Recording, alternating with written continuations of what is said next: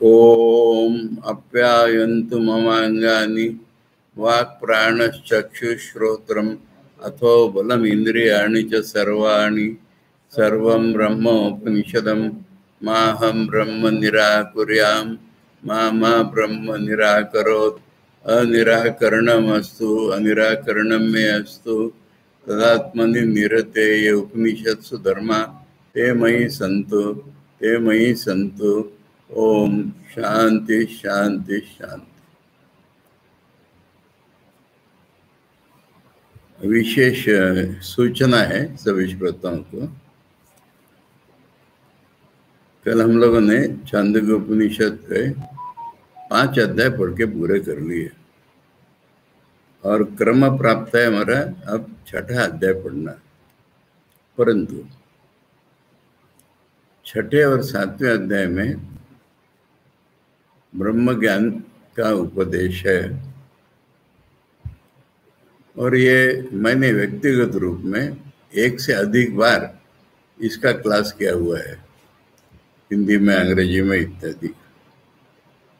और वो audio files, MP3 files के रूप में सुरक्षित है। 2 बातें इसमें कि श्रोताओं में से जो भी चाहे मैं वो भेज सकता हूँ उसको, पहली बात। और दूसरी बात, हमारी कोशिश रहेगी अभी कि ऑडियो फाइल से वीडियो बना करके उसको YouTube पर लोड भी कर देंगे 6ठे और 7वें का। परमात्मा की इच्छा होगी तब देखा जाएगा। किंतु मैं आज यहाँ पर छांदोग्य उपनिषद का 8वां अध्याय पढ़ने वाला हूँ। 8वें अध्याय में 6 और 7 में ब्रह्म ज्ञान देने के बाद ऐसा पाया गया कि सभी के लिए मानो ये संभव ही नहीं है इस जीवन में। और हमने देखा कि 5 अध्याय तक तो पूर्व तैयारी पूरी हो गई थी ऐसे, और ब्रह्म ज्ञान दिया जा सकता है और दिया भी है। 8वें अध्याय में भी ब्रह्म ज्ञान की बातें हैं, लेटर हाफ में। आधे भाग इसके 8वें अध्याय के 2 भाग कल्पना करो, पहला और दूसरा। तो ये पाया गया उदाहरण के तौर पर, आचार्य जो इसका संबंध बना रहे हैं वही मैं थोड़ा सा पढ़ करके फिर और विवेचन करूंगा कि क्यों मैंने 8वां अध्याय ठीक किया है। तो आप लोग पुस्तक जिसके पास हो कृपा करके 8वां अध्याय खोल लीजिए और 8वें अध्याय में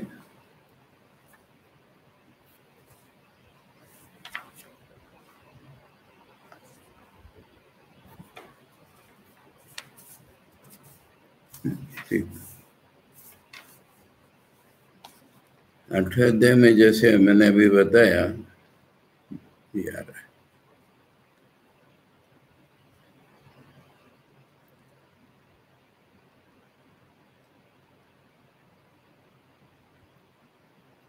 छह खंड ये प्रसंग है जिसको हम कह सकते हैं ब्रह्मलोक प्राप्ति का प्रसंग।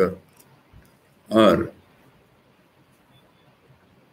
15 खंड है कुल, तो 7 से 15 तक ब्रह्म ज्ञान का प्रसंग है। आचार्य बोल रहे हैं 8वां अध्याय प्रथम खंड, यद्यपि दिग्देश कालादि भेद शून्यम ब्रह्म सत। ब्रह्म सत माने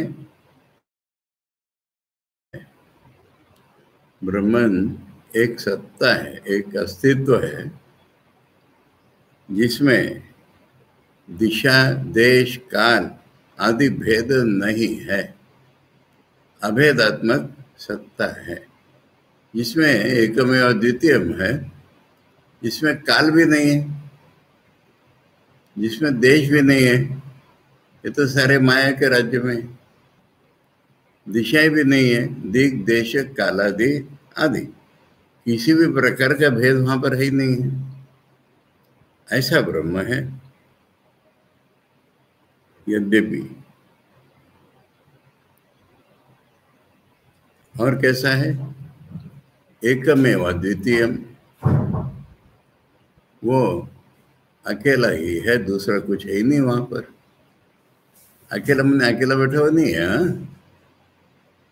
ऐसा अकेला है कि उसके बिना कुछ है ही नहीं, वो ही सब कुछ है, अकेला ही है, बिना द्वितीय के। और आत्मा व इदम सर्वम इति पे खत्म आई है। ब्रह्म कैसा है?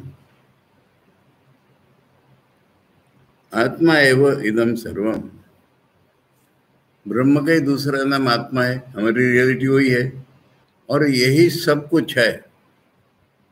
मुझसे किसी ने पूछा है 1-2 दिन पहले कि किस उपनिषद में ब्रह्म का सगुण और निर्गुण रूप इक्वल एम्फेसिस में दिया है। मैंने उसका जवाब दिया है कि हर उपनिषद में दिया है। यहां पर देख लीजिए, दिग्देश कालादि भेद शून्यम एकमेव द्वितीयम आत्मा सर्वमिति, वही तो सब कुछ है। अगर वो भेद रहित है, उसके बिना कुछ नहीं है, तब वही तो सब कुछ है। अष्टम अध्याय का प्रथम खंड संबंध भाष्य, तो वही तो सब कुछ है। वह कि नहीं सगुण ब्रह्म,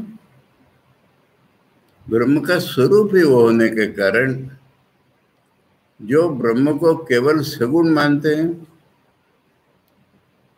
तो पूर्ण सत्य नहीं है। इसलिए ब्रह्म को निर्गुण बोलो, ये सही नहीं है। इसलिए ब्रह्म को निर्गुण सगुण बोलो। मेरे गुरुजी कहा करते थे, सर्वातीत हाइफन सर्वगत, मतलब एंड भी नहीं। मैंने जो सर्वातीत वही सर्वगत, जो सर्वातीत वही सर्वव्यापी, सर्वव्यापी हुए बिना कोई सर्वातीत हो ही नहीं सकता।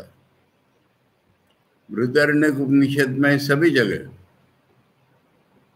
सर्वात्मा भाव ही जीवन का उद्देश्य बताया।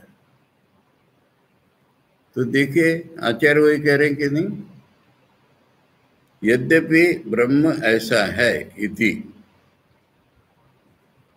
षष्ठ सप्तमय और अधिगतम, छठे और सातवें अध्याय में ये सिखा दिया है। आचार्य कह रहे हैं ब्रह्म का स्वरूप ऐसा है, ये छठे और सातवें अध्याय में सिखा दिया गया है। तथापि, फिर क्या बचा?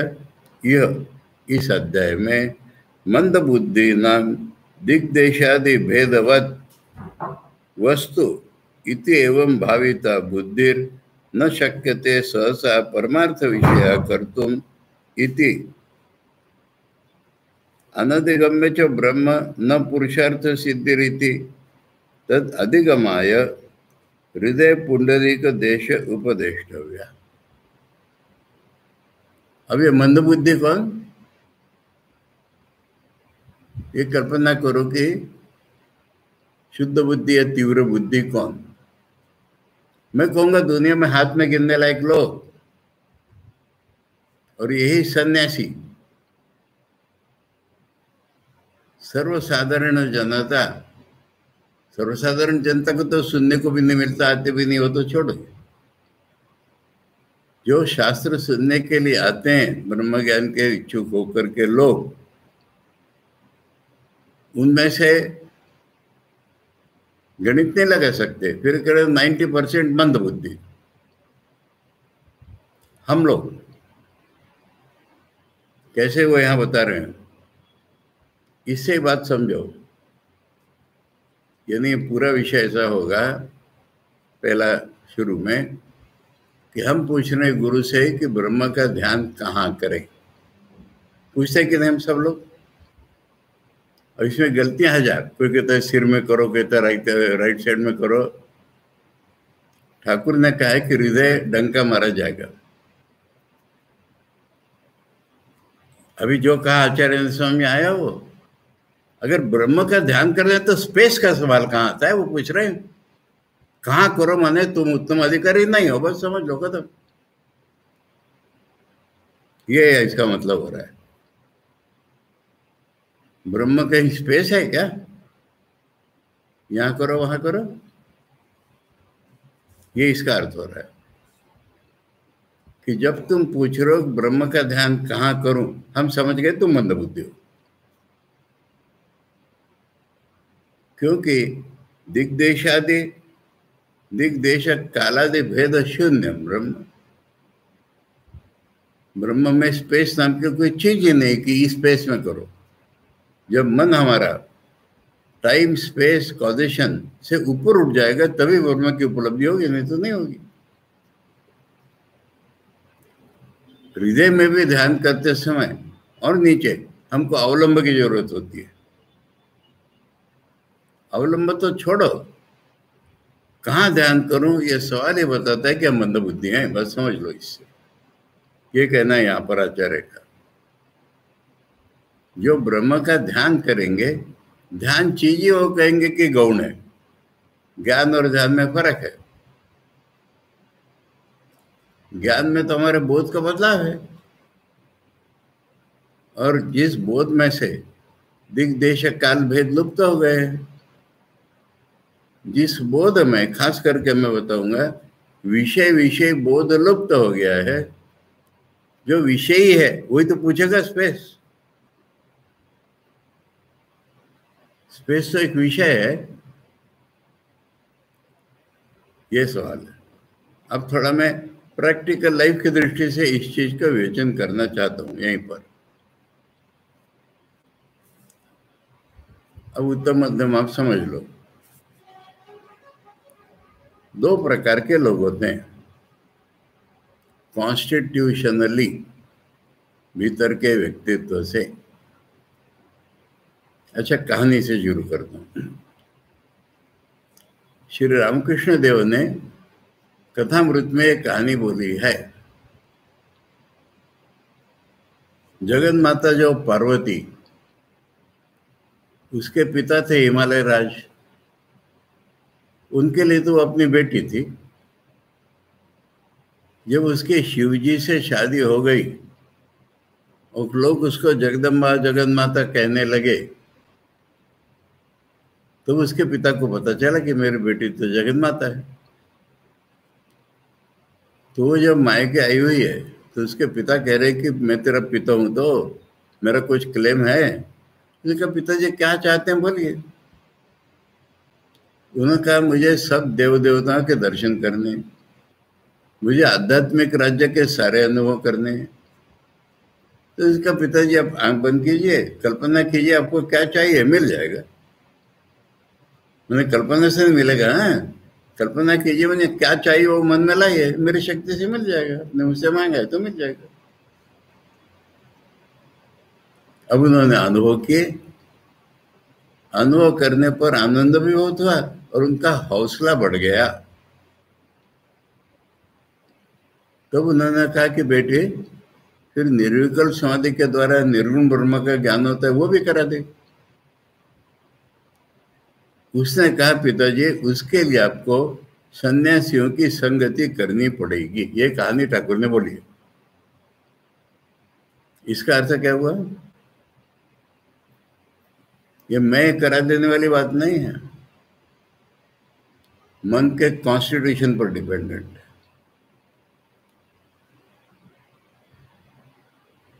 मुझसे जब लोग पूछते हैं कि आपने शादी क्यों नहीं की, मैं पूछता हूँ कि तुमने शादी क्यों की? लिखा है किसी ने शादी करनी चाहिए हर एक ने? सिखाया था तुमको किसी ने?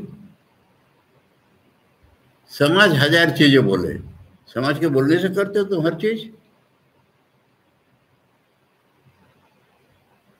अरे योगेंद्र महाराज, योगानंद स्वामी माँ को रोता हुआ देख करके वो शादी के लिए एग्री हुए। और शादी करने के बाद माँ कहती है कि खुद की इच्छा नहीं होती तो क्या मेरे कहने से शादी कर ली तूने? ये क्या भेद है बताइए? हम सबका साधारण मेंटल कॉन्स्टिट्यूशन ऐसा है कि हम विषय विषय भेद के बिना दुनिया को नहीं पहचानते। ये शादी है।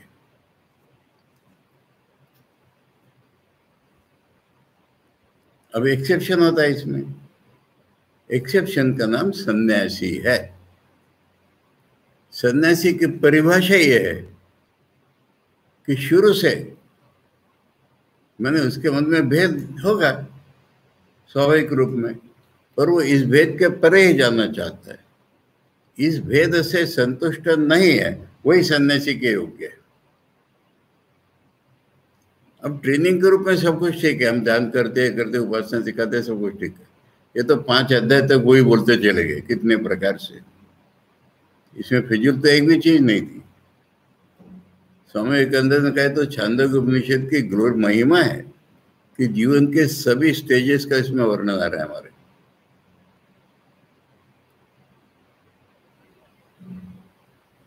अब समझ में आया कहानी का रहस्य। पार्वती ने कहा पिताजी उसके लिए आपको सन्यासियों की संगति करनी पड़ी। अब कहानी बताइए तो मैं इसको थोड़ा सा और आगे बढ़ा रहा हूं। क्या आगे बढ़ा रहा हूं? फिर हिमालय ने मान ली होगी ना पार्वती की बात। हिमालय तो राजा थे, उन्होंने एक डोंडी पिटवा दी अनाउंसमेंट पूरे राज्य में कि कोई सन्यासी आएगा, मुझे उसकी संगति चाहिए, उसकी व्यवस्था हम करेंगे। आज भी पूरे हिमालय में कोई भी सन्यासी है, उसका सब कुछ पूरा हो जाता है। सब कुछ माने शारीरिक आवश्यकताएं। आजकल कैश का बोलबाला हो गया है। मैं जब पहले ऋषिकेश में था 78-79, भंडारे में लोग बुलाते थे, क्या दक्षिणा देते थे मालूम है? तेल, साबुन, तौलिया।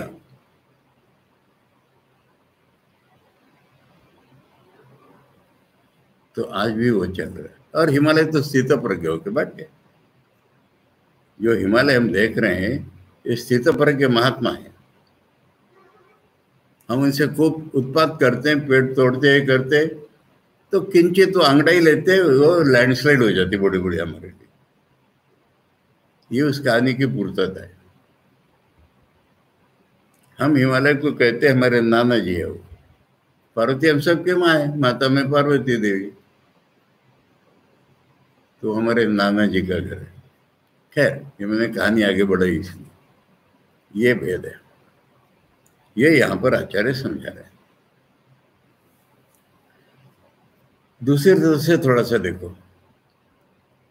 तोतापुरी दक्षिणेश्वर आए खुद ही, ठाकुर बैठे हुए थे। तोतापुरी थोड़ी देर देखते रहे और कहा तुम वेदांत के उत्तम अधिकारी प्रतीत होते हो। कौन? जिनको वेदांत की जरूरत नहीं, जो वेदांत की अंतिम निर्विकल्प समाधि पा चुके हैं।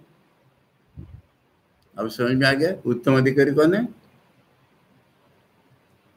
अब बीच में रह गए मध्यम अधिकारी, वो हम हो सकते हैं,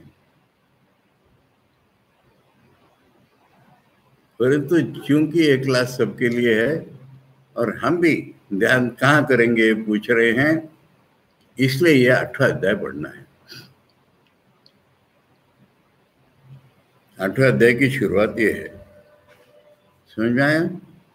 आचार्य कह रहे हैं कि यद्यपि दिग्देश कालादि भेद शून्यम ब्रह्म सत एकमेवाद्वितीयम आत्मा एव इदम सर्वमिति षष्ठ सप्तमयोर अधिगतम तथापि यह मंद बुद्धि नाम दिग्देशादि भेदवद वस्तु इति एवं भाविता बुद्धि। मंद बुद्धि की डेफिनेशन आचार्य ने ये किया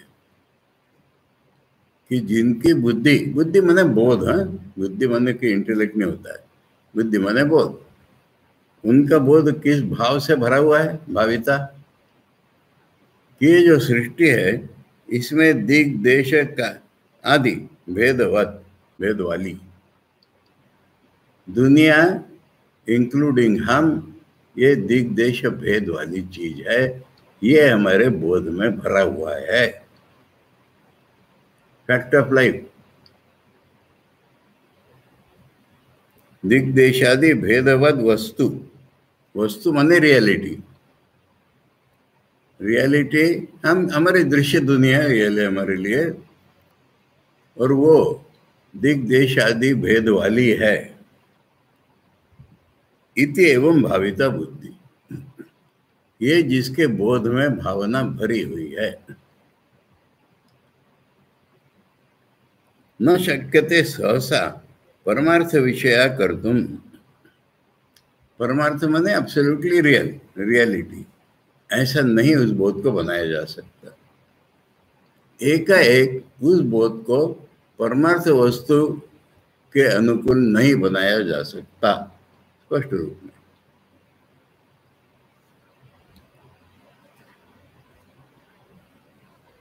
इति, परंतु एक बात और है, श्रुति है, वेद है, अनधिगम्य च ब्रह्म, और ब्रह्म का सत्य स्वरूप जाने बिना न पुरुषार्थ सिद्धि, तब तक जीवन सफल ही नहीं होगा।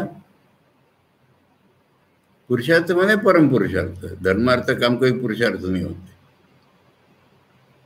मोक्ष रूप जो पुरुषार्थ वो होगा ही नहीं ब्रह्म का स्वरूप जाने बिना। इसलिए लिंक के रूप में ये प्रोवाइड किया जा रहा है, ये अध्यात्म।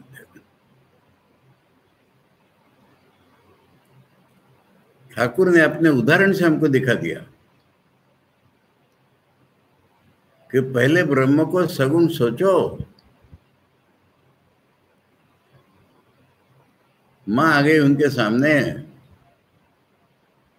और तब ज्ञान के द्वारा उसके खंडित करके ठाकुर निर्विकल्प समाधि, पहले निर्विकल्प समाधि हो जाए ठाकुर की। ठाकुर की निर्विकल्प समाधि कब हुई पहले, ऐसा मुझे अभी किसी ने सवाल पूछा, मैंने बताया कब हुई बता? बचपन में भाव समाधि जो है, हाँ भाव समाधि जो हुआ था, भाव समाधि में निर्विकल्प समाधि पूछा, बस आसमान में देखा तब।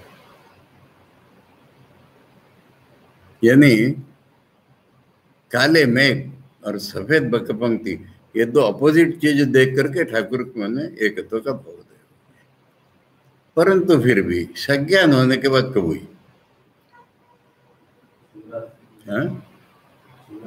नहीं, शिवरात्रि में तो शिव के साथ अद्वैत है।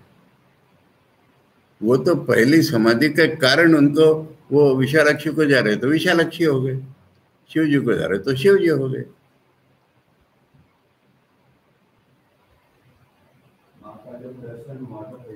काली पूजा करने लगे,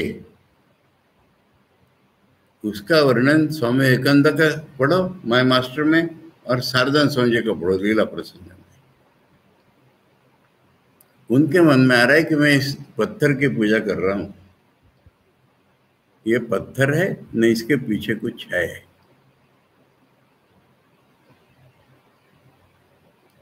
तो क्या समाधि हुई उनका? चैतन्य समुद्र की तरंगे आकर के तर्जन गर्जन करते हुए मेरे मैं को डुबा दिया, ये वर्णन है ना, ये तो निर्विकल्प समाधि का वर्णन है। वहां पर शारदानंद स्वामी जी ने मुद्दा उठाया है कि फिर काली का क्या हुआ, मां का क्या हुआ, क्या मां नहीं थी क्या? लीला प्रसंग में सारी बातें हैं। तब उन्होंने कहा कि ठाकुर जब समाधि से बाहर आए तो मां मां कह रहे थे, इसलिए मां भी होगी। समाधि से बाहर आ रहे थे, समाधि से भीतर गए मां को पकड़ के, समाधि से बाहर आए मां को पकड़ करके। समाधि में मां नहीं थी, समाधि में तो मैं ही नहीं था, तो मां कहां से रहेगी? मां तो तब रहेगी तुम अनुभव करने वाले होगे तब। तुम अनुभव करने वाले नहीं होगे तो कोई भी रूप देशादि काल अभिन्न नहीं हो। ये स्पष्ट महापुरुष ले। और ठाकुर ने कह भी दिया है कि भैरवी ने और तोता ने मुझे जो सिखाया तो माँ ने मुझे पहले ही बता दिया था।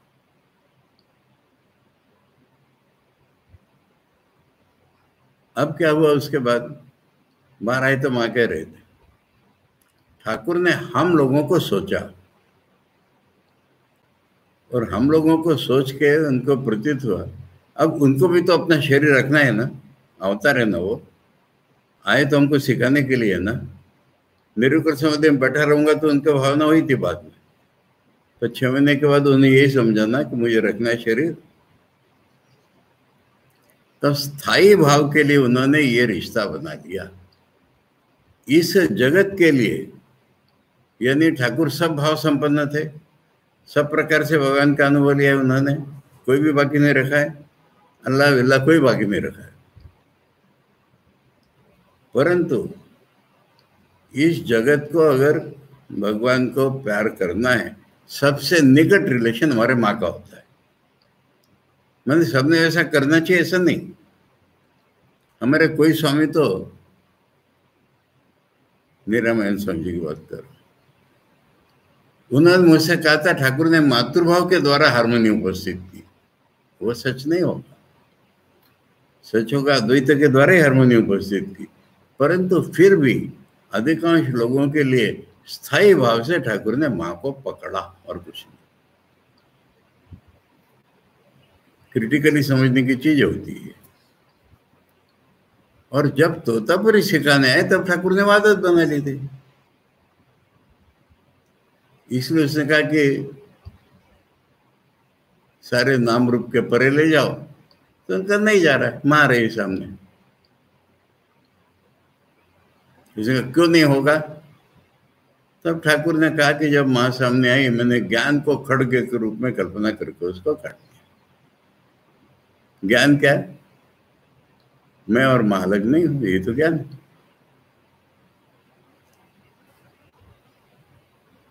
इसलिए बहुत से लोग बंगाली और दुनिया भर के ठाकुर को काली का उपासक मानते हैं या काली का अवतार कहते हैं। स्वामी जी ने खुद कहा है काली का अवतार। तो वो तो हम लोगों को सिखाने के लिए रूप धारण कर दिया था। समझ में आ रही बात? तो ये ठाकुर तोता के लिए उत्तम अधिकारी है। ये उसने कहा सीखोगे मेरे से वेदांत? ठाकुर ने कहा मैं नहीं जानता, माँ जानती है। कुछ क्या माँ से? मंदिर में जाके आए और बोले कि हाँ माँ ने हाँ कह दिया, तेरे लिए ही तो लाए उसको इधर। तब तोता को मन में हंसी आई कि इतना उत्तम अधिकारी और ऐसी बात लेकर के रहता है। बाद में तोता को सीखना पड़ा, वो ये इमेनेंट गॉड जो भी हो। समझ में आया उत्तम अधिकार? यहाँ हम वापिस आते हैं कि जब हम पूछ रहे ध्यान कहाँ करें, तो हम उत्तम अधिकारी नहीं है। तोता ने बोला हृदय में ध्यान करो। ठाकुर ने पूछा कहाँ ध्यान करो? तोता ने कहा मन को नाम रूपों से पार ले जाओ। ठाकुर ले जाने लगे। दुनिया की कोई भी वस्तु उनके सामने नहीं टिकी, परंतु विश्वव्यापिनी माँ जिसको उन्होंने बना के रखा था वो सामने आ गई। बार बार ऐसा होने लगा। फिर लोग कहते हैं मैं उसको घटना को पूरी कर रहा हूं। तोता ने कांच का टुकड़ा ढूंढा और ठाकुर को यहाँ चुबा दिया, बोले यहाँ मन को ले आओ। उसके ऊपर से लोग नाचते हैं, यहाँ ध्यान करो, यहाँ ध्यान। ठाकुर ने वैसा किया कहीं उल्लेख क्या बताओ लीला प्रसंग है कहीं? तोता ने कहा वहां मान ले आओ, ठाकुर ने वैसा किया, ऐसा कहीं उल्लेख है क्या? कहीं नहीं है। ठाकुर ने किया ही नहीं है वैसा। ठाकुर फिर से वही कोशिश में लगे नाम रूप के पारे ले जाओ, तो मां गई सामने, उनको ज्ञान के द्वारा उसको काट दिया। बस कहाँ किया ध्यान? यहाँ वहां।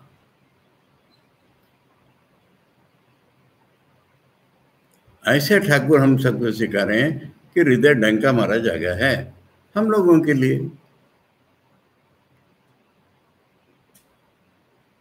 ये चीज यहाँ पर, इसलिए मैं 8वां अध्याय लिया।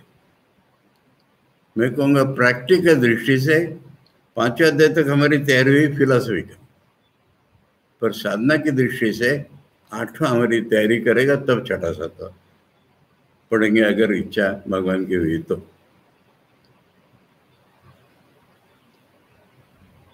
अभी 6ठा 7वां ब्रह्म ज्ञान का है, इसलिए साधारणतः वही पढ़ते हैं लोग। ठीक है। मंद बुद्धि नाम दिग्देशादि भेदवद वस्तु इति एवं भाविता बुद्धि न शक्यते सहसा, माने नहीं मुड़ सकती वैसा नहीं, एकाएक नहीं मुड़ सकती। परमार्थ विषय कर्तुम इति एक बात, अनदगम्य च ब्रह्म न पुरुषार्थ सिद्ध रीति। अब यहाँ पर शब्द ब्रह्म लाया है, तो ये सगुण ब्रह्म निर्गुण ब्रह्म दोनों को रिप्रेजेंट कर रहा है। एक मुझे एक और बात बतानी है। सगुण ब्रह्म का मान लो हमें साक्षात्कार हो गया, ब्रह्मलोक में जाएंगे, जब जाएंगे जाना हो।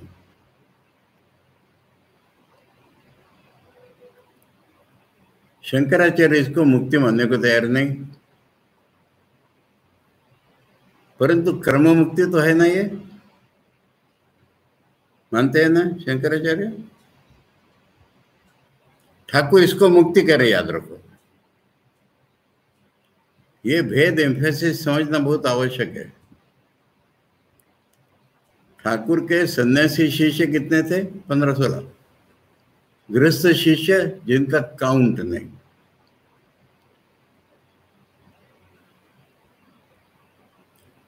ठाकुर ने कथामृत में बोला है, वचनामृत में, कि जिसका मैं करता ये भाव छूट गया, भगवान ही सब कुछ करते ही हो गया, वो तो जीवन मुक्त है। बोला है ना, कई बार बोला है, एक बार नहीं। जिसका मैं करता है भाव छूट गया, भगवान ही करता है ऐसा भाव हो गया, वो जीवन मुक्त है। भगवान ही करता है किसका वर्णन है? सगुण ब्रह्म का ना। निर्गुण ब्रह्म करता होते हैं। इसलिए हमारे जीवन में मैं करता हूं ये पहला होता है। वो जाने के बाद हमें ब्रह्म के अनुभव की झलक मिलती है, और तब मैं क्या रह जाता है? अनुभवने वाला मैं। उसका नाम संन्यास है, उस अवस्था का या उस जर्नी का जो हम आगे चलते हैं। गीता के 18 अध्याय में ये संन्यास की व्याख्या की गई कि जिसका कर्ता भाव छूट गया, अभी अनुभव होता है वो ब्रह्म का, वो मैं जब ब्रह्म में लीन हो जाएगा अनुभवने वाला, ये जो रास्ता है इसका नाम है संन्यास। संन्यासेन अधिगच्छति, 49 श्लोक 18 अध्याय का।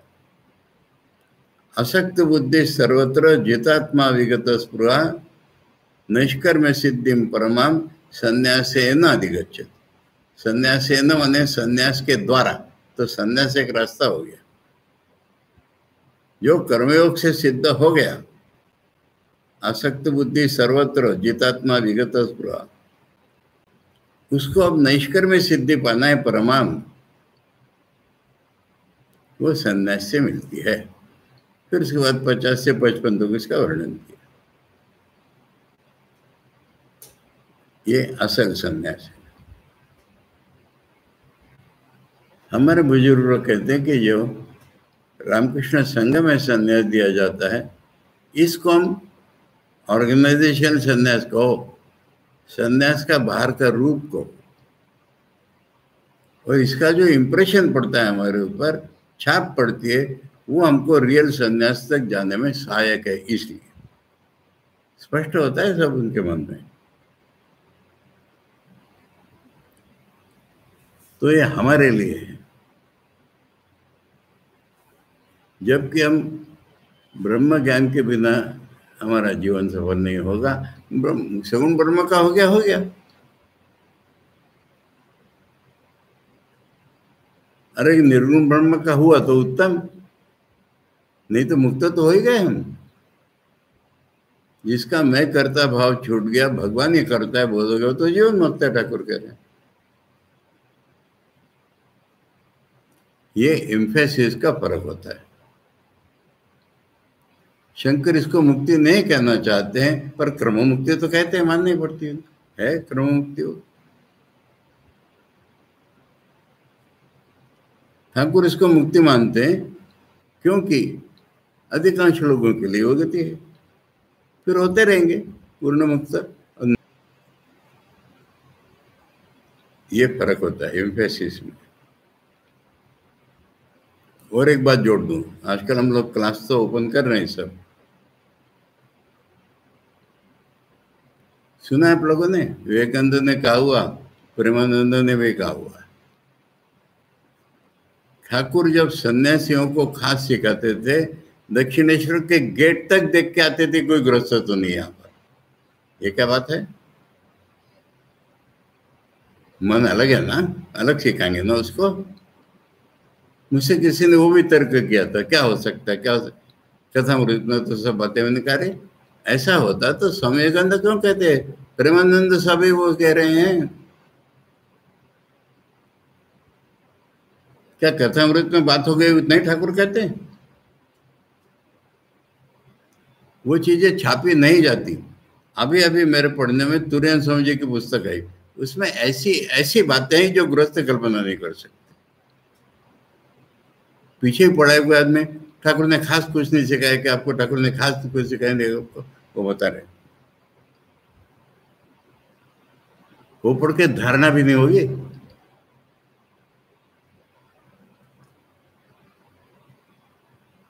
बताओ एक झलक।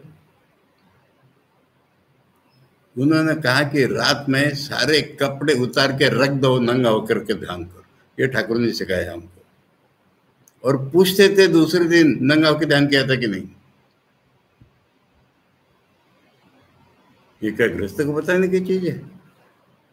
एक नमूना दिया मैंने, और भी चीजें उसमें से।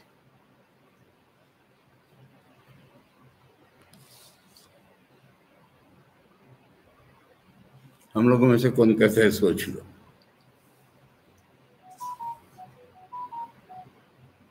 ठीक है, तद अधिगमाय माने ब्रह्म का ज्ञान तो कराना ही है, इसलिए हृदय पुंडरीक देश उपदेष्टव्य।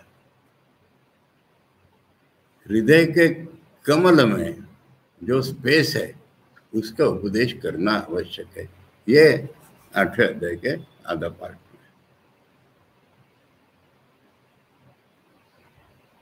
तो हृदय में ध्यान करो, किसको बताना है? जिसको वो पॉसिबल नहीं है, पर जो ब्रह्म ज्ञान के बिना ब्रह्म ज्ञान चाहता है वो, उसको ये सिखाना आवश्यक है। इसलिए यह 8वां अध्याय है।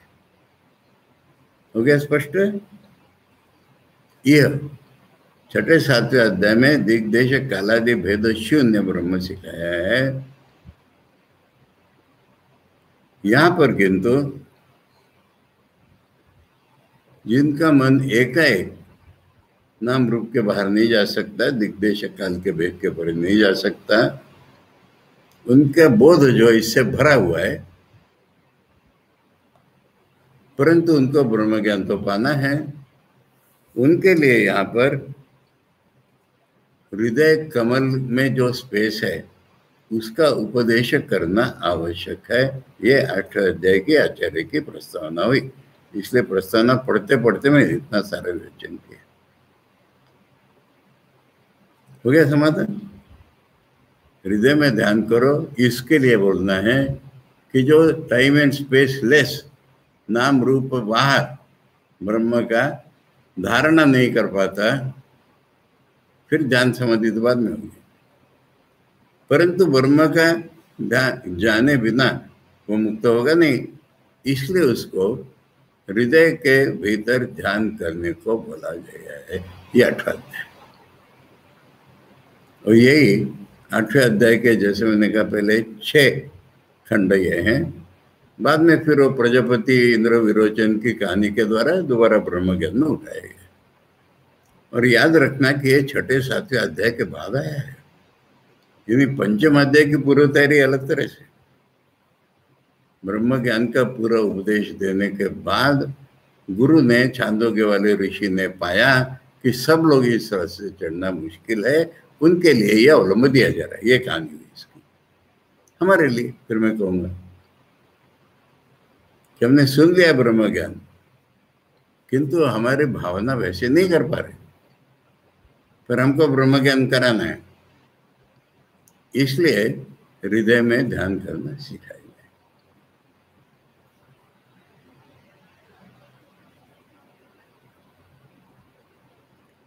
दूसरी बात, एक बात हो गई है, एक बात और एक बात,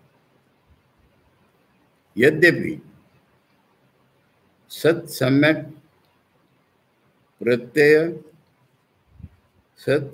प्रत्ययैक विषयम निर्गुणम च आत्मतत्वम तथापि। पहले ब्रह्म की बात की थी, अब आत्मा की बात कर रहे, आइडेंटिकल है ना। कह रहे अच्छा चलो आत्मा को सोचो, हम अपना ध्यान करेंगे। आत्मा कैसा है? सम्यक प्रत्येक विषयम,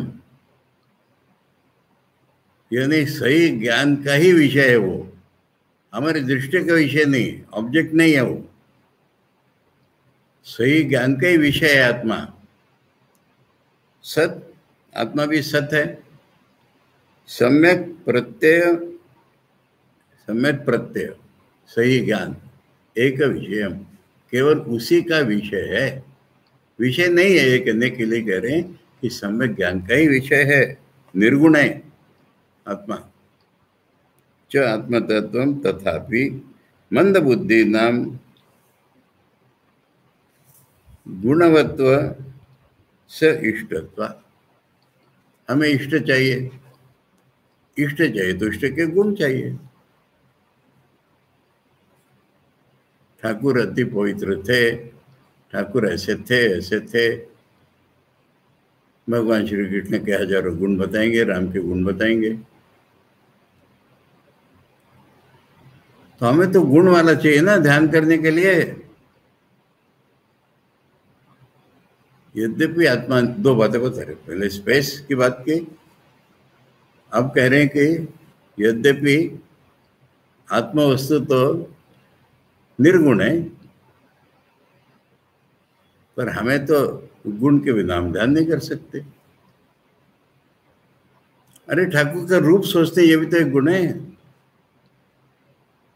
और रूप नहीं सोचते तो भाई ठाकुर को तो निर्गुण गुणमय सोचते ना हम। गुणवत्व से इष्टत्व, उनके लिए इष्ट तो गुण वाला ही है। आचार्य कितना स्पष्ट रूप में हमको समझा रहा। अब आचार्य का एम्फेसिस कहीं भी हो, जब सत्य की बात आती है तो आचार्य बताएंगे, उपनिषद की बात बताएंगे। 8वां अध्याय पे कमेंट्री कर रहे हैं आचार्य। 5 अध्याय तक देखा हमने आचार्य ने कितने दर्द से कमेंट्री की, छोटी छोटी बातों की। गुणवत्व से इष्टत्वात् सत्य कामादि गुणवत्वम च वक्तव्यम। सत्य संकल्प नहीं कहते हम भगवान को, सत्य काम कह रहे हैं। एक जगह डिस्कशन हम लोगों ने पढ़ा था आचार्य का, इच्छा, हम कहते भगवान की कैसे इच्छा होगी? आचार्य कहते होती है भगवान की भी इच्छा। इच्छा हुई इसलिए भगवान ने, ऐसा नहीं है, पर उनकी इच्छा और हमारी इच्छा में फर्क है बहुत। हमारी इच्छा होती है तो इच्छा हमको आगे बढ़ाती है, भगवान की इच्छा नहीं उनको आगे ढकेलती। और हमारी इच्छा पूरी करने के लिए हमको कई साधनों की जरूरत पड़ती है, भगवान को नहीं जरूरत पड़ती। और हमारी इच्छा पूरी होती भी नहीं, सब भगवान की इच्छा पूरी हो जाती। ये फर्क है,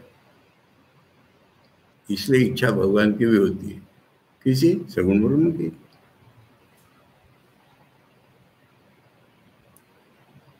तो यहां पर सत्य संकल्प भी न बोलते हुए सत्य काम बोला है सीधा। अब ये भागवत आदि ग्रंथ पढ़ो, भगवान की ऐसी इच्छा हुई ऐसा हो गया, ऐसी इच्छा हुई ऐसा हो गया। अब उसमें अतिशयोक्ति होगी, पर इच्छा हुई, ठाकुर की इच्छा हुई, बेड़ा दो, वो रस्सी सूत्री सब आ गई। सनातन स्वामी जी ने कहा पूरा नेचर को झुकना पड़ता है उनकी इच्छा के साथ। ये गुण है। ये गुण जब हम सोचते हैं तो ईश्वर परम कृपा में है, निराकार चरण कमल। कृपा में कैसे हुए? ये गुण नहीं है। आत्मा हमारा निर्गुण है, पुरुष में ये गुण नहीं है। इसलिए सत्य कामादि गुणवत्तम च वक्तव्यम आदि और भी गुण बताएंगे, पर एक बताएंगे सत्य काम। जो इच्छा होगी वो पूरी हो जाएगी उनकी, ये गुण बताना है। ये तो हमारी ईश्वर कल्पना है ना, उनकी इच्छा हुई ऐसा हो गया। तथा और एक तीसरी बात, यद्यपि, फिर यद्यपि आए, यद्यपि ब्रह्मविदां स्त्री आदि विषयेभ्यः स्वयमेव उपरमो भवति। अगर वो ठीक ठीक ब्रह्म ज्ञान हो रहा है उसको, तो उसको स्त्री की तरफ बुद्धि जाएगी ही नहीं कभी। तथापि अनेक जन्म विषय सेवाभ्यास जनिता विषय विषय तृष्णा न सहसा निवर्तयितुं शक्यते। कितने जन्मों से हमारे में वो संस्कार घुसा हुआ है, क्या विषय सेवा। स्त्री बोलने की जरूरत नहीं है यहाँ पर। हम विषय और विषय का अनुभव करते हैं, ये जन्म जन्म से हमारा दिमाग है, उसको एकाएक नहीं हटा सकते आप, पर हटाना आवश्यक है। इति ब्रह्मचर्यादि साधन विशेषो विधेयतव्य। ये इसमें और एक बात बताई जाएगी। खाली कहाँ ध्यान करो एक बात, कौन गुणों को लेकर ध्यान करो एक बात, और ब्रह्मचर्य का पालन करो, उसके बिना ये नहीं होने वाला। चाहे गृहस्थ हो चाहे कोई हो, ये ब्रह्मचर्य क्या है? कोशिश पूर्वक स्त्री की ओर नहीं देखना, कोशिश पूर्वक वो भाव नहीं उठने देना। संस्कार, हमारे जो विषय विषय संस्कार है उसके अगेंस्ट कोशिश करने से तब हटेगा। अब हमारे दयामय ठाकुर ने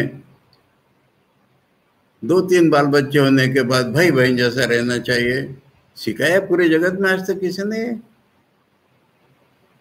और उनका उपदेश पालन करके आज लोग वैसा कर रहे हैं ना।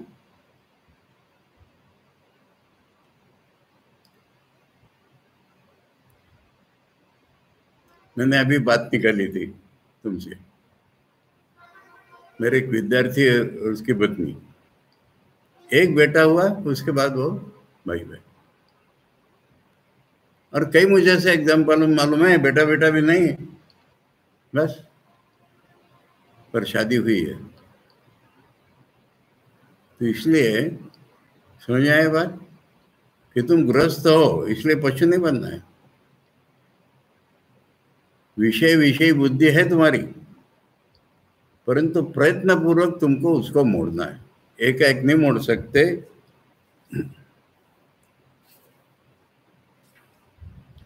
यद्यपि ब्रह्म विद्याम, अगर ब्रह्मविद माने ब्रह्म ज्ञान के पहले की बात है, अगर तुम ब्रह्म के फॉलोअर हो, ठीक, अगर ब्रह्म ज्ञान की ओर जा रहे हो तो तुम्हारा मन स्त्री की ओर से अपने आप ही हट जाएगा। स्त्री आदि, स्त्री को विषय के रूप में प्रेजेंट में लिया जाता है। स्त्री आदि विषयभ्य स्वयमेव उपरमो भवति। ठाकुर ने सोई हुई शारदा देवी की ओर हाथ बढ़ाते हुए कहा था, मन चाहता है तू ये, और मन रिकॉइल होकर के समाधि में चला गया। ये सन्यासी है। तथापि अनेक जन्म विषय सेवाभ्यास जनिता, प्रैक्टिकल लाइफ का वर्णन है। अनेक जन्म से हमने विषयों की सेवा की है, उससे जो उत्पन्न हुई है विषय विषय तृष्णा। तृष्णा एक प्यास, विषय विषय न सहसा निवर्तयितुं शक्यते, एकाएक उसको कैसे काटोगे। इति ब्रह्मचर्यादि साधन विशेष आदि है। ब्रह्मचर्य और कुछ साधन विधातव्य बताने पड़ेंगे, ऐसा करो। तथा यद्यपि, और एक है, अरे बाप रे, तीसरा कारण हो गया ये 8वें अध्याय का, कि ब्रह्मचर्य यदि साधन बताना है। और एक तथा यद्यपि आत्मैकत्व विदाम गंतृ, हाँ ये मेन है, गंतृ गमन गंतव्य अभावात अविद्यादि देश स्थिति निमित्त क्षये गगन इव विद्युत भूत इव वायुर दग्धेन्द्रन इव, 3-4 उदाहरण दिए। अग्नि स्वात्मनि एव निवृत्ति, ये समझ में आया? जो आत्मा को एक ही मान रहे हैं उनके लिए आने जाने का मन में सवाल नहीं उठेगा, कहीं आने जाने का सवाल ही नहीं उठेगा उनके मन में, जो आत्मा को एक ही मानते हैं। दिग्देश कालादि भेद ही नहीं है ना। तो आना जाना, गंतरु गमन गंतव्य, गंतरु माने जाने वाला, गमन माने जाना, गंतव्य माने जहां जाना है वहां, अभावात, इसका अभाव है उनके इसमें।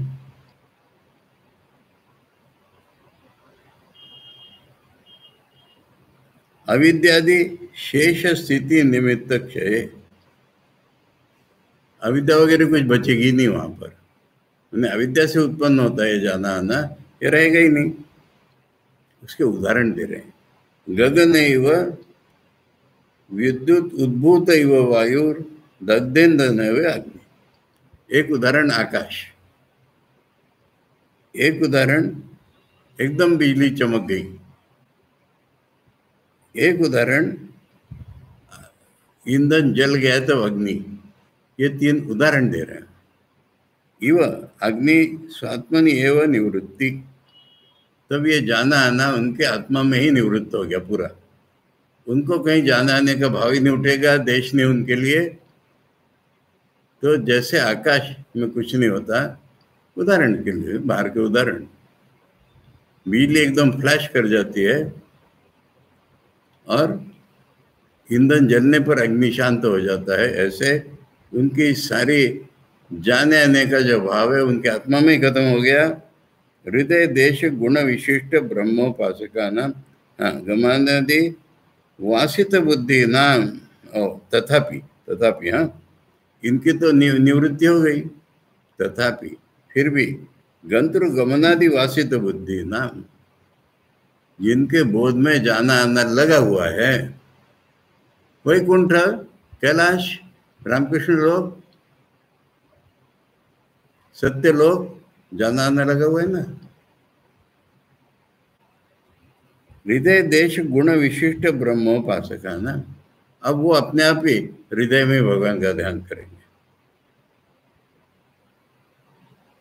मूर्धन्या नाड्या गतिर वक्तव्य, और वो मूर्धा नाड़ी से बाहर जाकर के ब्रह्मलोक में जाएंगे, ये भी बताना है।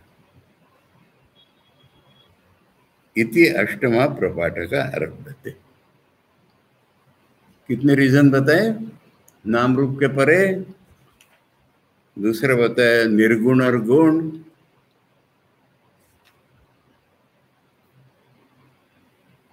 तीसरा बताया विषय विषय भोग भेद, इसलिए ब्रह्मचर्यादि साधन, पांचवा बताया जाने आने का भाव नहीं, पर जाने आने का भाव में लगा हुआ है, इसलिए हृदय में ध्यान करके फिर मूर्धा नाड़ी के द्वारा बाहर जाना, ये बताने के लिए 8वां अध्याय है। ये 8वें अध्याय की आचार्य की भूमिका पूरी।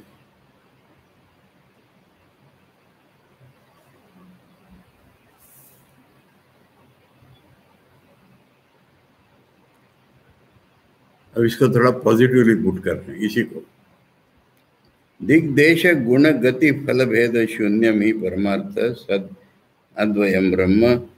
दिग्देश, ये सारे समराइज कर रहे हैं। दिग्देश नहीं, गुण नहीं, गति नहीं, फल, क्या फल मिलेगा ये जिसमें नहीं, ये परमार्थ सत अद्वय ब्रह्म है।